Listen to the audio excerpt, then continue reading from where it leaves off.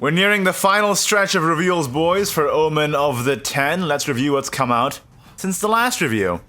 Tia, Crystalian Noble, 1 Forest Craft Legendary. Fanfare, put a Crystalia Eve into your hand and change its cost to 3. If there are at least 2 other cards replayed this turn, change its cost to 1 instead if at least 4 other cards replayed this turn. Seems like a pretty solid legendary. Kind of bland, it's just a 1/1/1 that gives you, a 4/4. But if you want to spam stuff, you spam it with this, and it's also pretty good just for enabling combos where you have to play a lot of stuff in a turn, because it just gives you more resources, and also cost reduces that resource for you to keep going on your wombo combo turn. So, it seems kind of like a not super interesting legendary, but probably gonna be one that you'll see a lot. Next up, we have Griffonback Guard, 4.34 Silver Dragoncraft follower with Ward. Fanfare, gain +3 defense if Overflow is active for you. Seems like a singularly good standalone card, but I just don't know if it fits into any Dragoncraft archetypes in Constructed. I think in Take 2 this is very powerful. It's like a much better Grim Reaper, if you guys remember that card from way back in Standard. But again, I just don't know if it really fits into, the whole Omen of Disdain direction, and what Dragoncraft wants to be doing there. But as a card itself, it's pretty solid. Skathaich? I have no idea. 6.44, give +2/+2 to another allied follower and accelerate 3. Same effect. So you can play it as a 4 weaponry essentially, but neutral 4 weaponry. It seems like it's an okay card at best, right? Not so certain it'll make it into anything constructed. 6.44 body that gives +2/+2 seems alright, but you could be running a lot more powerful stuff, I feel like. The versatility of being able to run it as a 3 play point spell, though, could be useful, but I think this is more of a Take 2 card than anything else. Fairy Circle. It's a reprint. We all know how good Fairy Circle is. No need to say anything about that. That's just good stuff. Hydro Alchemist, Portalcraft Bronze follower, 2 play point 2/2. Fanfare, randomly put either a Guard Form Golem or a Strike Form Golem into your deck. If Resonance active, put both. When I first saw this card, I thought it wasn't very good at all, because the real value of Strike Form and Guard Form that you get from Paracelsus is that you can play it right away, or you just have that resource in hand whenever you want it. And putting it into your deck is a lot less impactful, especially on the draw if you're playing like an artifact deck. They don't cycle like the the Analyzings and Mystics do. But after I saw the Portalcraft Legendary, this card started to make a lot more sense. But still, overall, I don't think this is particularly good. I think it's okay at best, but with the Portalcraft Legendary, then I can see the use case for it. Weathered Vanguard, 3.23 Bronze Commander for Swordcraft. Fanfare and hand 7/7/3 Steelclad Knights. This card is insanely good as a budget option if you don't have any Arthurs, and it's gonna be absolutely bonkers in Arena. So, that's definitely gonna be a thing.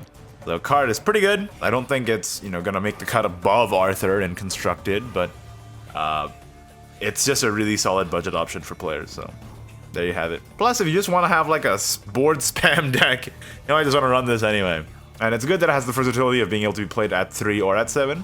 So maybe like an aggressive deck, you can have this so that it isn't a dead card off the top if you're doing a top deck war, but it's still a good 3-drop to have. Something to think about.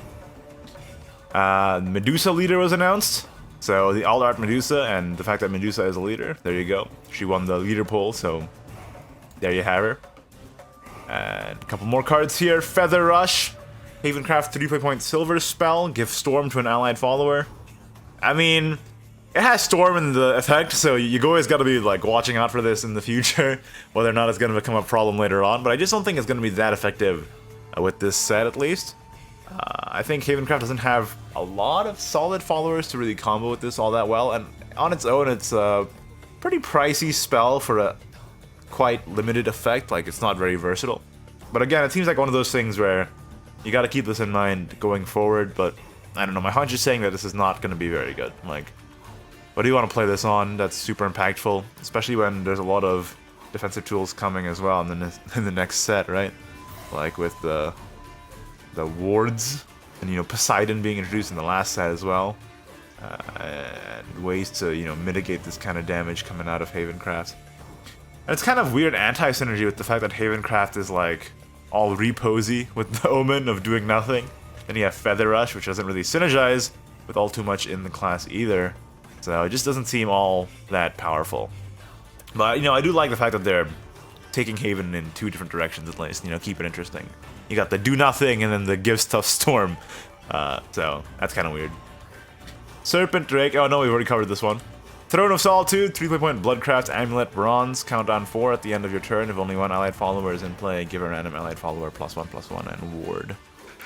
Yeah, it doesn't seem all that great, does it? I mean, it sort of seems like it's tailored to run with Merbane, the Omen of 1, but the effect just isn't that powerful. The card is kind of low impact, and I just don't know if Highlander decks are really gonna work. Maybe if you can, I don't know, just sort of tailor your deck to it. It just seems kind of unlikely. I think Giant Chimera is going to be quite good, and they have really good single target removal. I think Lococo is a card that still exists, so not so sold on the Highlander, and I'm not sold on Throne of Solitude at all. And I think that's it for that set there. Now we have Disdainful Rending, Dragoncraft, 1 play point, Dragoncraft spell. Deal 1 damage to an allied follower, deal 3 damage to an enemy follower. This card can be played only when both a targetable allied card and enemy card are in play. This card is really, really good, especially with the Disdain cards. I mean, you can tell from the name of this card, I guess, that it's meant to work with Galmew and the rest of the Disdain package. But this is a 1 play point, deal 3 damage, and proc your synergies. Like, that's super strong.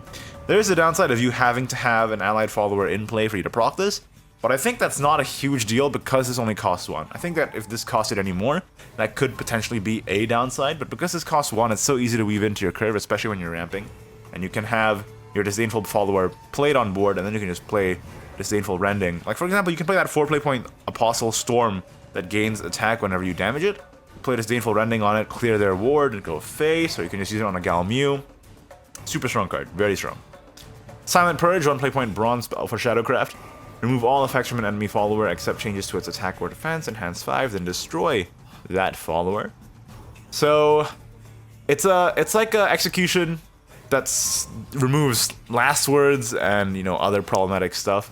Or you can just run it as a 1 play point and then trade with your followers.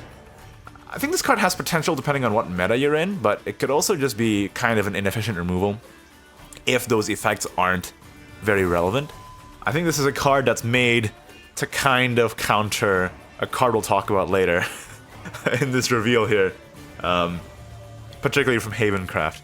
But I think this card could see play as a tech, but it's not amazing. It just feels like a 5 play point removal card that is situationally very good, and outside of those situations, just kind of okay.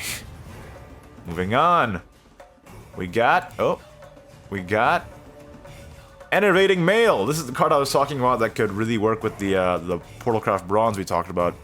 It's a 4 play point 3/4 legendary. It has Ward, Invocation at the end of your turn. If at least 10 allied artifacts have been destroyed this match, put an Enervating Mail from your deck into play. Evolve, put a random artifact that costs 3 play points or less from your deck into play. So 4 play point 3/4 with Ward. It's a pretty good tempo play. And the Invocation effect makes it so that it's essentially a free body later on in the game that also thins your deck, which is very good. But it also is extremely good tempo when you play it on curve. It gains full Evolve stats on Evolve, and if you play that Bronze earlier, you can get a Guard form or a Strike form Golem out onto the board for free, which is pretty powerful, you know? A 5/6 with Ward and a 3/3 with Rush, or a 3/3 with Ward up in 1 turn 4 is pretty strong. You can also just use it with any artifact generator, but I think the Guard form or Strike form was kind of designed with Enervating Mail in mind. At least that's my hunch on the reasoning behind those cards anyway. Just a solid card overall, and the fact that in the late game you can just tutor this out after, you know, trying to accomplish your own game plan already of destroying your allied artifacts and such, your Saphira or what have you. It just seems like a really versatile tool that you can run in Artifact Portalcraft. Just seems pretty good. Val Torrent, 8 play point Shadowcraft Silver Spell. Summon 3 skeletons, give +1/+1 to all allied followers. Necromancy 4, give +2/+2 to all allied followers instead. Very strong in Arena for sure. Kind of like another Ector effect. So you have Ector, Mommy Ector, Gilnelise, the daughter Ector, which is Gramarye, and then the cup that they drink from, Val Torrent. Yeah, very strong on take 2, like I said, just because it's, you know, instant board in Take 2, and you can use it after they use up all the resources. I just feel like it's a bit too pricey for Constructed. And you already have Grimoires, and you have Guild Unleashed as well, which seems like more valuable than Torrent is. So it seems like a bit too expensive for what it does. But then again, if it was any cheaper, I would fear it. So seems just like an okay thing. I don't think it's particularly great, especially when, you know, coming into 8 play points and such, Haven has lots of good clears. A lot of classes have lots of good clears at this point in the game, so getting something to stick and then Torrenting it, of course, is very good. But just getting the 3 skeletons and getting the effect off is not as great, right? So it seems like it could be a good card in a slower meta, but it's kind of outshone by cards we already have, Grimoire, Guild Unleashed, etc. Moving on, we have Mysterian Prodigy, Runecraft Gold follower for Mysteria, 9 play point 4/4. Fanfare, choose, put either an summoning or an sorcery into your hand, and then this card also has Mysteria boost. Whenever you play a Mysteria card, subtract 1 from the cost of this card.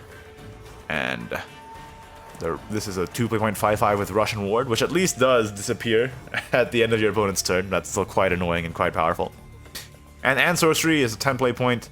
Deal X damage to an enemy. X equals the number of Mysteria cards you play this match, which is ridiculous. That's amazing. Or rather, it could be amazing in a Mysteria-focused deck, and I feel like this is... Now you have like a really solid win con for a pure Mysteria deck that doesn't rely on Mysteria herself for spell damage, or maybe you even do run her. But I feel like if you just want to run all the Mysteria cards in one deck and spell boost, or rather Mysteria boost and to 0 play points, Mysteria boost Miranda, to get all these crazy resources and massive tempo on board, you also have the Finisher's card to round things out. It's great that they printed this after Oz is rotating, because this seems like it would be really scary if you got a couple and sorceries together and played Oz out. But yeah, this is a really cool, you know, olive branch, I guess, for the players who want to make pure Mysteria work. They're really supporting the archetype here. I think that's a trend in general, too. They introduce an archetype, it's not super strong, and then they really support it in the next expansion or so. So it's cool to see that that's happening with Mysteria as well. And speaking of, Owen, Knight of Mysteria, is going to be one of the key cards for that deck, I really feel like. 2 play point 1/2 bronze follower, Mysteria Runecraft. Randomly put a Mysteria card excluding Owen from your deck into your hand. It's a dragon summoner for Mysteria cards that can't pull itself, but it's still really good. Still really, really good. You just throw forward your game plan, or you can tutor the Anne or Miranda to start, you know, your Mysteria boost game plan, and then it's just an efficient card draw card, and nothing really much to say. I think this is going to be a really important card for Mysteria decks going forward if you really want to go for the Anne and Miranda play. And we also get a reprint of Scrap Iron Smelter, which is amazing. Another reprint here, and card is awesome. Card is really awesome. And it works exceedingly well with Vesper, which I think is a lot of the reason why people are excited about this reprint. It's because with Vesper, this is just an insane turn 5 play. Moving on, another Havencraft follower here, Havencraft Silver follower, 2 play point 1/3, fanfare, choose, put either a Unicorn or Unicorn Spear into your hand. Unicorn is a 6 play point 5/5 that restores 3 defense to an ally. Unicorn Spear, 3 play point, deal 4 damage and restore 1 defense to your leader. Well, it's a 2 play point 1/3, which is a really good stat line for 2, as we've established. Maybe a little less good now that 3 play point 3/3 seems to be becoming the norm, which is actually very worrying. I'm not so sure I like that at all. But let's talk about the options here. So a 2 play point 1/3 that gives you a card is already pretty solid. The Unicorn itself seems like a less interesting curate. It does come down for cheaper, and you do get that defense. And the fact that it's a token that comes out of a cheap card that you're probably going to be running anyway really does help with the versatility of how many times you're going to be playing Unicorn. But I really am interested in the Unicorn Spear more.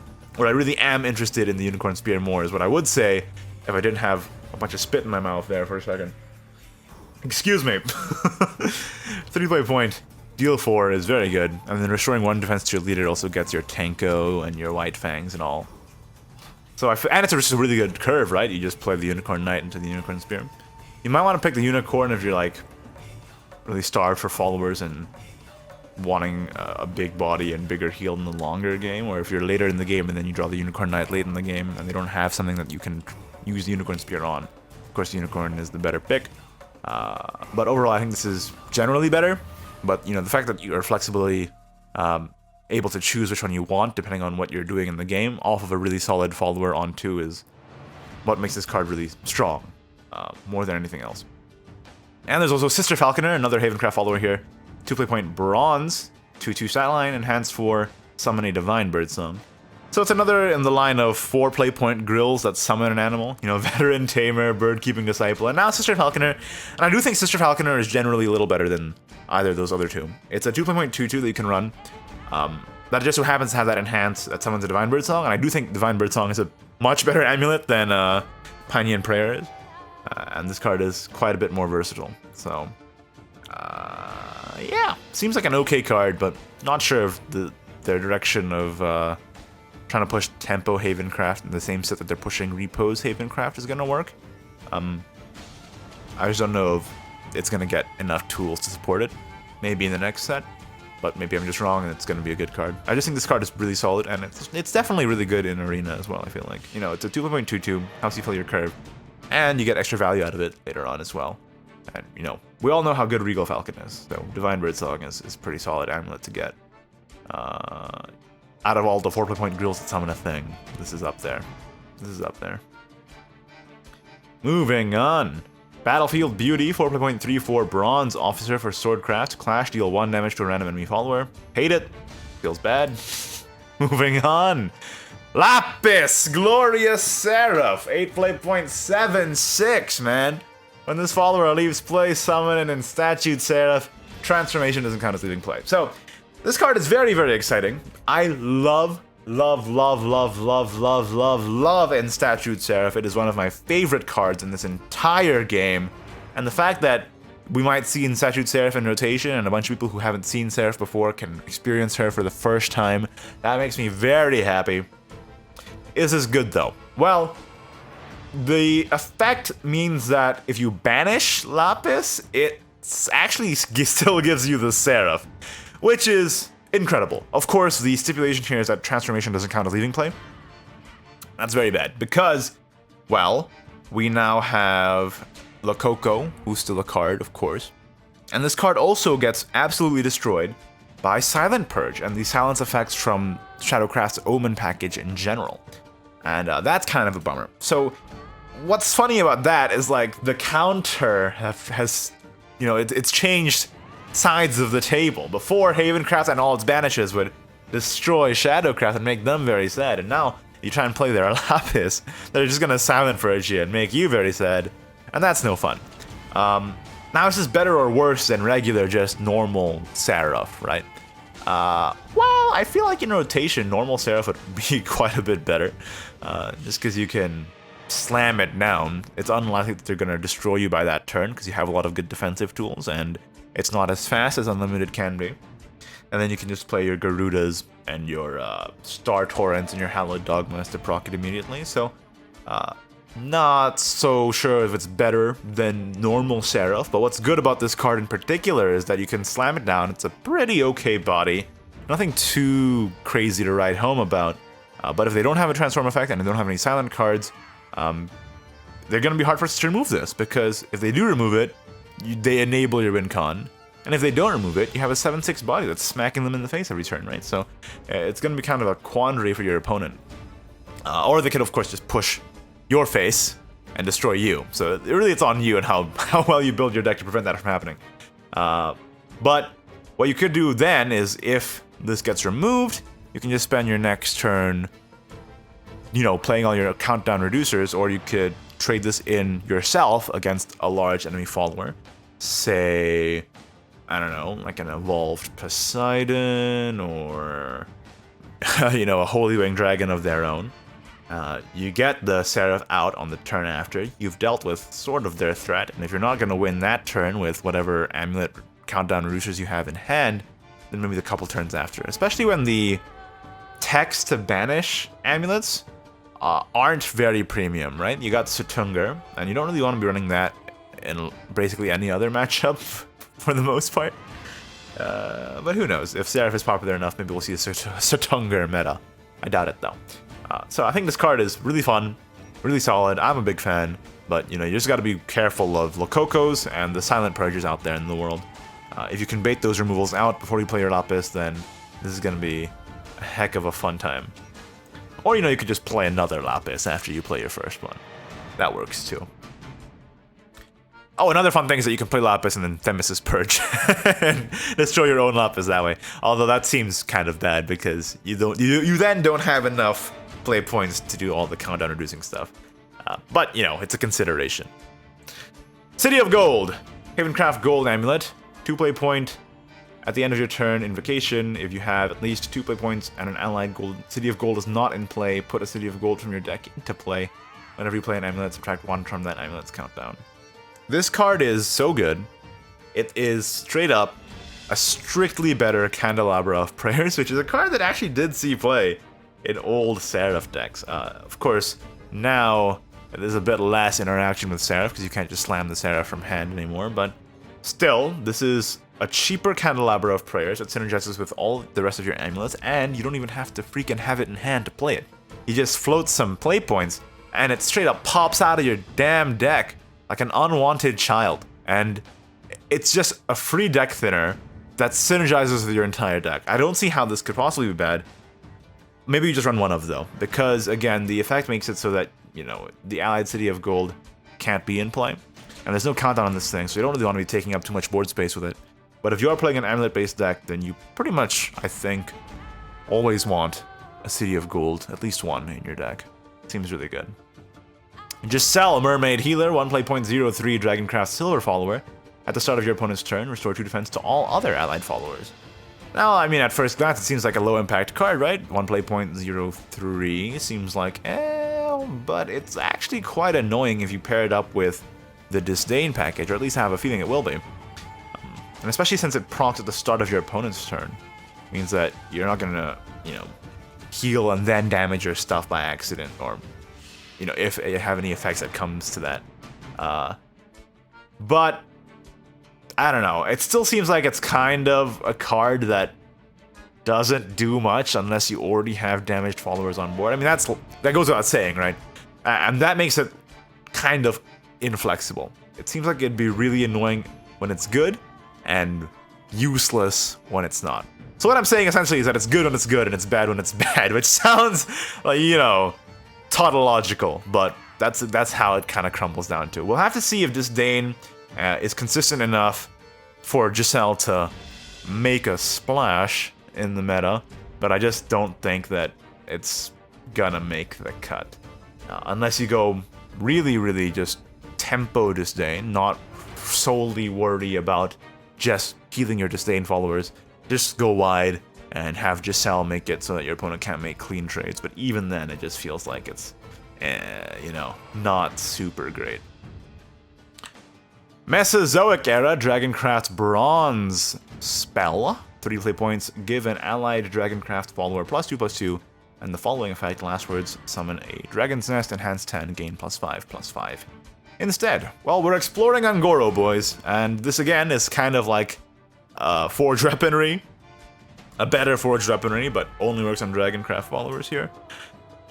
I don't know, it seems like it could be good, depending on... Well, certainly a lot of flexibility. Getting a Dragon's Nest is quite nice as well, because that, you know, helps you cycle through your deck and keeps you alive a little longer. The Enhanced 10, I think, is a little clunky and not particularly worth it. I mean, definitely not worth it. You don't really want to be playing this for 10, unless, you know, it's a finishing blow kind of thing. But if you're going aggressive, this might be a card you tech in, especially because in Dragoncraft, you can sort of use your play points better than other classes just because you're ramping. But I just feel like this is an okay spell. Has its use cases. You could tech it for like an aggro dragon, but you know, Forged Weaponry isn't played an aggro sword, right? So, you know, I have my doubts, that's for sure. Definitely have my doubts on this one. But I like the fact that we're having dinosaurs in Shadowverse now. And I think that's it for now, at least. I'm pretty sure that a couple more cards have been revealed on a Japanese stream while I was making this video. So I expect that to go up on the Twitter pretty soon, and we'll talk about that as well when that comes out officially on the Twitter feed, as we do. And I think that the next review will also be the last one, because I feel like we're really getting close to the expansion now. Omen of the 10 is coming out real soon, in about 5 days, and the rest of the cards should be revealed very, very soon. So pretty excited for that. Still got a Shadowcraft Legendary and all. Anyway, that's it for this video. Like it if you did, don't if you didn't. Subscribe for more Shadowverse content in the very near future, and of course, Omen of the 10 hype as well. Let me know your thoughts on these cards in the comments down below. Thank you so much for watching, and of course, thank you to my wonderful patrons, patreon.com/Ignideus. If you'd like to support the channel as well, I would highly appreciate it. See you next time. Bye-bye.